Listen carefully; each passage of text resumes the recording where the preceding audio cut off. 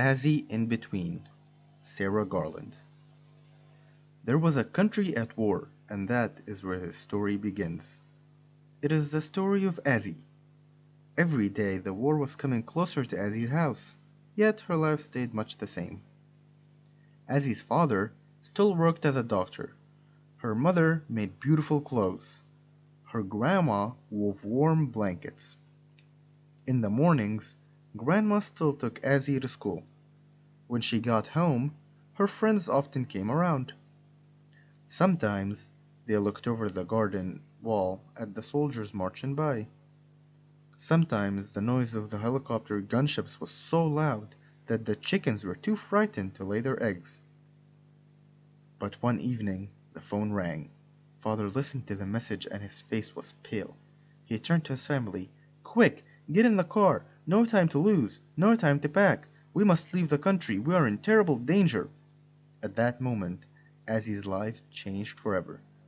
Her father, mother, Azzy, and grandma ran around the room. Father picked up a bag of beans. Mother took a blanket woven by grandma. Azzy grabbed her best bear boba.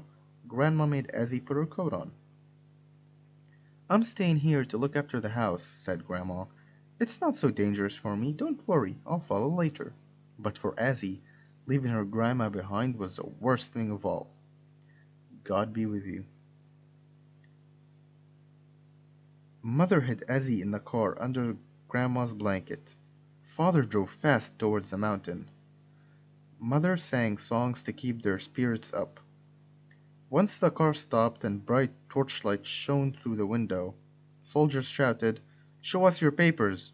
Azzy didn't make a sound. She knew there was no papers for her and she was scared, but the soldiers didn't see her.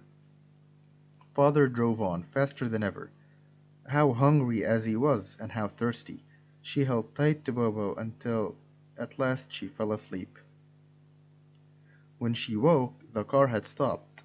Mother had opened the door and lifted out into the cold morning air. There was the sea, wide and calm. In the distance, a boat was tied to a jetty. People were running towards it. Father, Mother, and Azzy left the car on the beach and they ran too. "Hold tight, sweetheart." On the jetty, the people were shoving and pushing, trying to reach the boat, trying to escape from the dangers of the war. Father and Mother pushed too, with all their strength. They struggled down a ladder to the boat and jumped on board. "That's it, no more!" cried the boatman as he cast off the mooring rope. He revved up the engine, the boat turned, and they were out in the open sea. Up the waves and down the waves, through the days and through the nights, the little boat plowed steadily across the ocean. When Azzy licked her dry lips, she tasted the salt sea spray. When she cuddled Bobo, his fur was stiff with salt sea water. When she tried to sleep, Grandma's blanket around her was damp and cold. A new day was beginning. There was only a single star left in the sky. The land ahead was pink and gray. For the first time, Azzy saw the shape of a new country. Everything was different in the new country.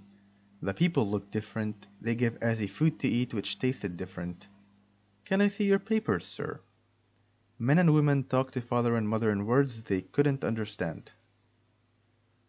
A man came who spoke their own language. He and Father talked for a long time. At last, a bus arrived to take them to their new home. But this was very different from their old home. It was very small, just one room, with a bathroom on the landing outside. "Look, Azzy," said Mother, "kind people have given us furniture and a cooking pot." "I'll soon be allowed to work," said Father. "Then I'll make a good home for us." But Azzy thought, "How can we make a good home without Grandma?" For many days, Mother and Azzy walked the streets of the big city, until they were told about a school that had a place for Azzy. Azzy met her new teacher. He shook her hand and spoke kindly and slowly. "Hello, Azzy. My name is Mr. Miller. I look forward to seeing you on Monday." Mother understood the word Monday. She nodded and smiled. Mother tucked Azzy up on the sofa on Sunday night. Azzy was thinking of Grandma, all alone in the old country. Then she thought about her new school. How could she make friends when she couldn't speak the new language? How could she understand her new teacher? The school was so noisy. Children ran past Azzy, their clothes were different, their language was different, and nobody stopped to say hello. A bell rang. Azzy followed the children to Mr. Miller's classroom. She frowned and she said to herself, I will not cry. Quiet, children. Mr. Miller clapped his hands for silence. He said, Azzy has joined us today, so please give her a big welcome. But Azzy couldn't understand his words. Then, at last, she heard them, words that she could understand, spoken in a quiet voice in her own language. She saw a lady with a kind face, who said, Hello, Azzy. My name is Sabine. I have come to help you. Sabine began to tell Azzy what Mr. Miller was saying. She began to teach Azzy some of the new words. Soon, Azzy had learned to say hello and goodbye, and my name is Azzy. But at lunchtime, Azzy felt alone again. She ate the lunch that her mother had made, which was different from the lunches of the other children. When she had finished, she got her coat from the peg and went out into the playground. Someone was running towards her. Hello, said the girl. My name is Lucy. Azzy tried to remember Sabine's lesson. Goodbye, she said. My name is Azzy. You mean hello, said Lucy, laughing. Hello, my name is Azzy. Goodbye, said Azzy. Lucy laughed some more, and now Azzy laughed too. Let's skip, said Lucy. Azzy watched while Lucy skipped.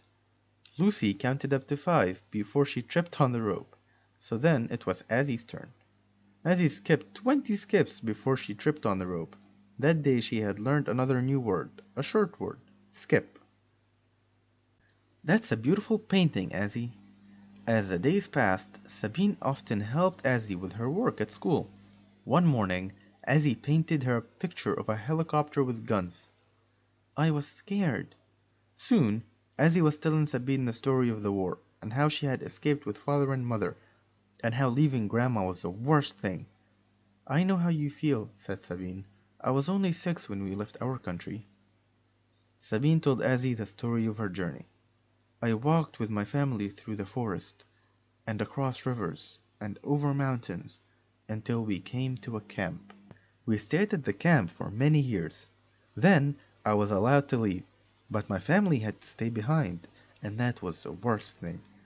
One day they will join me, said Sabine, and one day I think that you will see your grandma again. After that, Sabine often met and talked to Mother. One day she said, Azzy is doing really well. Her English is getting better all the time. I don't want her to forget the language of her own country, said Mother. No, no, laughed Sabine. She will speak both languages like I do.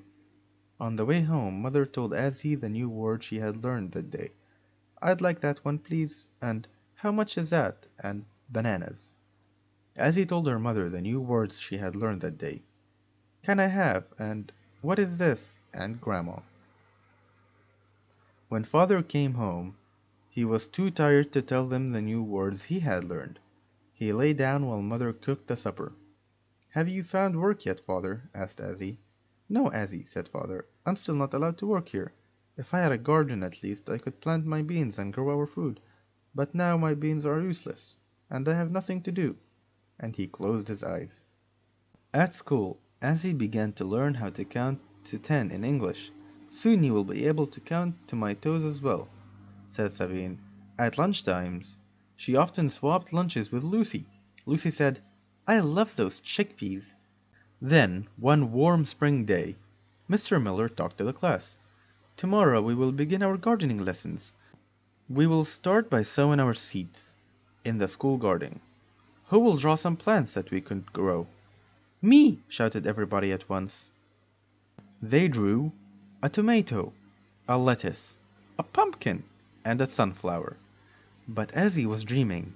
She was dreaming of her garden at home, how the tomatoes turned from green to red, how the lettuce spread its frilly leaves, how the pumpkin climbed up the fence, how the faces of the sunflowers turned to look into the kitchen, where Azzy would sit to eat her favorite meal of spicy beans. Azzy stood up and walked to the board. She took the pen and drew a bean. Good girl, Azzy, said Mr. Miller. We can eat that bean, or we can sow it in the ground so it can grow into a tall bean plant, which will give us many new beans. At that very moment, Azzy had her brilliant idea. Of course, she would get the special beans from Father's bag. She would plant them herself in the school garden. She would give Father a wonderful surprise. Back in their room, Azzy ran to the bag. She felt inside. The bag was empty, and there was a most delicious smell. "Look, Azzy," said Mother, "I've made your favorite supper, spicy beans." Why are tears falling fast from Azzy's eyes? You must be tired, my love. Mother doesn't understand it. It was so hard for Azzy to sit and eat her bowl of spicy beans. She was thinking about how each one could have grown into a tall plant, covered with bean pods, and how by autumn she could have picked beans for Mother and Father and the whole school to eat. She could have made Father happy as he used to be at home in the old days. Azzy couldn't sleep, so she decided to think about the old happy times. She thought about Mother making her a new dress, she thought about sorting wool with Grandma. But then, as usual, she began to worry. Would they be able to stay in the safe new country? Was Grandma in danger at home? But Azzy was suddenly wide awake. There was something under the cushion. Beans! Fallen from Father's bag, lost and forgotten. Beans that nobody had cooked and eaten for supper. 8 perfect beans for Azzy to grow in the school garden. She climbed onto the sofa and put them carefully into her coat pocket. Now she could cuddle under Grandma's blanket and sleep happily at last. 8 beans! Today was the day to plant them. As he pushed 8 sticks into the earth in the school garden, she made a hole for each bean beside each stick. "Who taught you to grow beans like that, Azzy?" asked Mr. Miller. "My grandma," said Azzy. "And now you are teaching us," said Sabine. All the way home from school, Azzy thought about her beans growing in the school garden. But Mother had a secret too. She sparkled and smiled in the shop. "Surprise! Surprise!" And as they crossed the road right to the door of their room, she said, "Close your eyes, Azzy." "Now open your eyes," she said. Azzy shouted, "Grandma!" And she ran into Grandma's arms, and she cried with happiness. And Grandma cried with happiness, and so did Mother and Father. Grandma was very tired, but after supper she told them her story. "Bad men came to the house with guns. I was very frightened. I had to leave everything, our beautiful home, the garden, the chickens. I sold my golden bracelets to pay for my journey. I traveled by night in a big lorry. It was hard and dangerous. During the day, we had to stop and hide ourselves away. When I arrived here, I was afraid they would send me back. I felt so happy when they told me I can stay. We are safe for now, and we are together. That's all that matters," said Grandma. Weeks passed in the crowded room until, one morning, Father's papers arrived. "We can stay!" cried Father. "We are safe, and I can work at last. Follow me." They ran out the door and downstairs and outside and around a corner to a little flat with a yard. "Now that I can work, we can live here," said Father. "There are 2 rooms and a bathroom, and a yard where we can grow our vegetables." "Space for a sewing machine," said Mother. "Space for me to spin," said Grandma. "Space for me to skip with Lucy," said Azzy, and she thought, "My new home will never be the same as my old home, but it is getting better all the time." All that summer, Azzy learned new things at school. At home, Grandma told her stories about the old days. Jamal arrived, a boy from another country. Azzy and Lucy helped him learn the English language. Jamal was very good at skipping. Every day, the bean plants grew higher up their sticks in the school garden, and bees visited the flowers, and then green pods hung down, and inside the pods the new beans grew fatter. Now summer was nearly over. The stems of Azzy's bean plants were brown and dry, and the big beans rattled loosely in their pods. "In my old country, that means ready to pick," said Azzy. So all the children and Mr. Miller and Sabine picked the bean pods, then split them open, and filled a bag with Azzy's pink beans. "Can we keep some to plant in our garden next spring, Azzy?" asked Mr. Miller. "Then next year we can grow enough beans to eat for our school dinners." "I would like that," said Azzy, and she was speaking in her new language. At last Azzy could take the beans home. Father looked. He looked again. He ran his fingers through the beans. He said, "But these are just like the beans I brought from our old country." "So they are," said Azzy, I found 8 of them lost under the sofa cushions and I planted them in the garden at school. So now we have a bag full. Father kissed Azzy. He took some beans to plant in their yard next spring. Grandma took some beans to cook for supper. Mother took the rest to store for winter meals. "Are you happy now, father?" asked Azzy. "I think you are making me happier, Azzy," he said. "I'm thinking about a dish of our special spicy beans," said Mother. "New beans, new life," said Grandma, taking down the cooking pot, and Bobo smiled, because he always smiles.